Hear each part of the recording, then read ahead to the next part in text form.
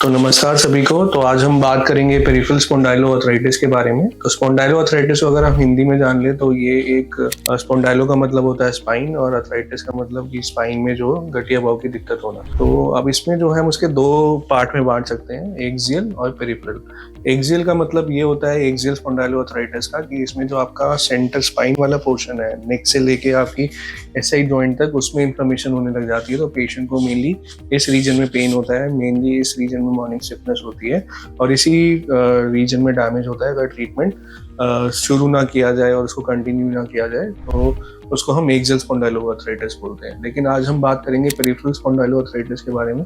तो पेरिफेरल स्पॉन्डाइलोआर्थराइटिस का मतलब ये होता है कि स्पाइन को छोड़ के जो पेरिफेरी में जॉइंट है, जैसे आपका नी हो गया, आपका हिप हो गया, आपका एंकल हो गया, ठीक है, तो उसके अंदर पेन हो जाना, एल्बोज के अंदर पेन हो जाना, तो बाकी जॉइंट्स के अंदर पेन हो जाने को हम पेरिफेरल स्पॉन्डाइलोआर्थराइटिस बोलते हैं। तो इसके अगर हम लक्षण को जाने तो पेशेंट्स के अंदर क्या प्रॉब्लम होती है, उनकी जो एज होती है अराउंड 18 से 40 के बीच में होती है।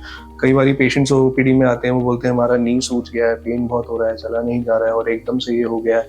तो ऐसे केसेस पेरिफेरल स्पॉन्डाइलोआर्थराइटिस में देखे जाते हैं। तो ये जो है एक एसिमेट्रिकल जॉइंट इन्वॉल्वमेंट होती है इस बीमारी के अंदर। एसिमेट्रिकल का ये मतलब है कि एक साइड की रेस्ट हो गई, दूसरी साइड का आपका जो है नी हो गया, या एक साइड का हिप हो गया और दूसरी तरफ का जो है आपका एंकल हो गया।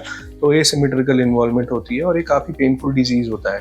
एंड इसके अंदर बाकी चीज़ें भी होती हैं, जैसे जॉइंट के साथ साथ इसमें एंथीसाइटिस होता है। एंथीसाइटिस का ये मतलब है कि आपकी जो बोन्स के ऊपर मसल अटैचमेंट होती है ना, उसके अंदर इन्फ्लेमेशन हो जाती है।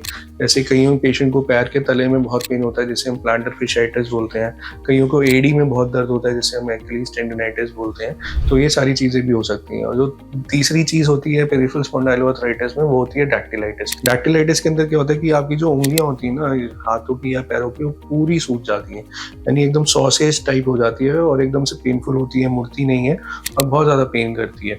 तो ये सारे जो सिम्टम्स होते हैं वो पेरिफेरल स्पॉन्डाइलोआर्थराइटिस के होते हैं। अब पेरिफेरल स्पॉन्डाइलोआर्थराइटिस जो है वो एक्सियल स्पॉन्डाइलोआर्थराइटिस के साथ भी एसोसिएटेड होता है। तो कई पेशेंट्स को पेरिफेरल जॉइंट्स इन्वॉल्वमेंट के साथ स्पाइन की इन्वॉल्वमेंट भी हो सकती है, स्पाइन के अंदर भी पेन हो सकता है। कईयों को जो है आंखों में रेडनेस आने लग जाती है, जिसे हम यूवेटिस बोलते हैं। कईयों को सोरियासिस होता है, कईयों को जो है पेट खराब होता है, कईयों को जो है दस्त लगने लग जाते हैं, जो इन्फ्लेमेटरी बाउल डिजीज की वजह से होता है। और कई पेशेंट जो होते हैं उनको फैमिली हिस्ट्री भी रन करी होती है।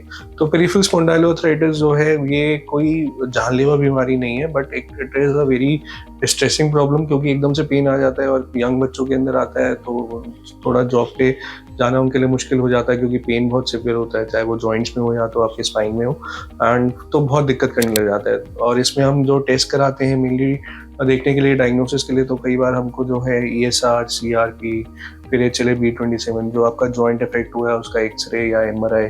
कई बार ऐसा लगता है कि इन्फेक्शन की वजह से हो रहा है, तो कई बार हमको पानी निकाल के देखना पड़ता है कि उसमें इन्फेक्शन तो नहीं है। और एक बार डायग्नोसिस बन जाता है पेरिफेरल स्पॉन्डाइलोआर्थराइटिस का, तो उसके अंदर दवाइयाँ शुरू करी जाती हैं। दवाइयाँ बहुत सारी हैं, जैसे कि आपकी सल्फासालाजीन करके दवाई हो गई, बायोलॉजिकल्स हो गए, स्मॉल मॉलिक्यूल्स हो गए। कई बार हमको स्टेरॉइड्स देना पड़ता है, इंट्रा आर्टिकुलर जॉइंट के अंदर स्टेरॉइड देने पड़ते हैं। तो ये यूजफुल थेरेपीज होती हैं। एंड प्रिवेंशन के लिए मेनली जो है पेशेंट को ध्यान रखना चाहिए कि इस बीमारी के अंदर स्मोक ना करें, कभी भी ज़्यादा अल्कोहल का इंटेक ना करें, ठीक है, अच्छी डाइट लें और एक्सरसाइज रेगुलर करते रहें और इन चीज़ों का ध्यान रखें। और अगर आपको ये सारे सिम्टम्स हैं तो रूमेटोलॉजिस्ट से ज़रूर परामर्श करें। Thank you.